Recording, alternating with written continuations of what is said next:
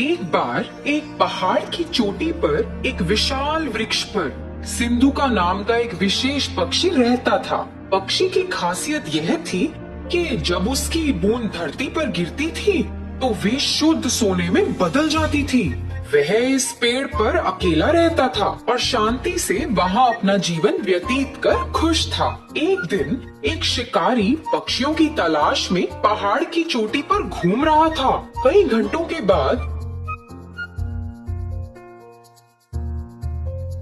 जब वह किसी पक्षी को पकड़ने में सक्षम नहीं था तो उसने विशाल पेड़ के नीचे कुछ देर आराम करने का फैसला किया, जिस पर सिंधु का रहता था। बस जब शिकारी सोने लगा ही था तो पक्षी ने अचानक पेड़ के ऊपर से अपनी बूंद को गिरा दिया, जो धरती पर गिरते ही सोने में बदल गई। शिकारी के चेहरे के ठीक बगल में सोने का टुकड़ा गिरा और जब उसने देखा तो उसने चिड़िया की ओर देखा। फिर से एक और टुकड़ा गिर गया और इस बार शिकारी ने जमीन पर इसे सोने में बदलते देखा। इस सब ने शिकारी को बहुत हैरान कर दिया था। शिकारी सोचने लगा, मैं कई वर्षों से पक्षियों को पकड़ रहा हूँ, लेकिन कभी भी ऐसा पक्षी नहीं देखा या यहाँ तक कि ऐसे पक्षी के बारे में सुना भी नहीं जिनकी बूंद सोने में बदल जाती है। यह निश्चित रूप से एक विशेष पक्षी है जिसे मुझे पकड़ना है। दुख की बात यह थी कि जब शिकारी ने ऐसा सोचा तो सिंधुका को उसके बारे में पता नहीं था। वह अपने पेड़ पर आराम कर रहा था और शिकारी योजना बना रहा था। शिकारी ने पेड़ पर एक जाल बहुत सावधानी से बिछा दिया जब पक्षी ध्यान नहीं दे रहा था और अंत में जाल में फंस गया। जब पक्षी जाल में फंस गया तो शिकारी ने उसे एक पिंजरे में डाल दिया और घर की ओर जाने लगा। उसी समय सिंधुका ने सोचा कि जाल पर ध्यान ना देने के लिए वह कितना लापरवाह था और इसी कारण से बेचारा पकड़ा गया। अपने घर जाते वक्त शिकारी ने सोचा, अगर मैं इस पक्षी को रखूंगा तो मैं अमीर बन जाऊंगा और सभी को संदेह होगा कि कुछ तो गड़बड़ है। किसी दिन किसी को पक्षी की सच्चाई पता चलेगी और फिर वे राजा को पक्षी के बारे में बताएंगे। फिर मुझे इसे राजा को देना होगा।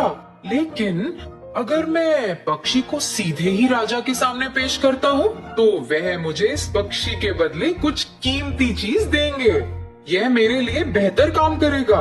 मैं अपना शेष जीवन राजा की दी गई वस्तु के सहारे जी सकता हूँ। योजना के अनुसार वह सीधे राजा के महल में गया और राजा को सारी बात बताई। उसने राजा को पक्षी दिखाया और राजा एक ऐसे विशेष पक्षी को देखकर बहुत खुश हुआ जिसकी बूंद सोने में बदल जाती है।